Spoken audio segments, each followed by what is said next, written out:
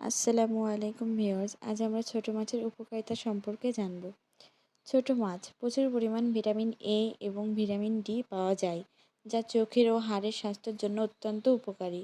এছাড়া এতে vitamin B 12, calcium, zinc, iron, phosphorus থাকে, যা শরীরের পুষ্টি ও বৃদ্ধির জন্য গুরুত্বপূর্ণ। মলা, ঢেলা, পুঁটি, কাচকি মাছ এসব উপাদান সবচেয়ে বেশি থাকে। ভিটামিন এ দৃষ্টিশক্তি বাড়ায়, রাতকানা রোগ দূর করে।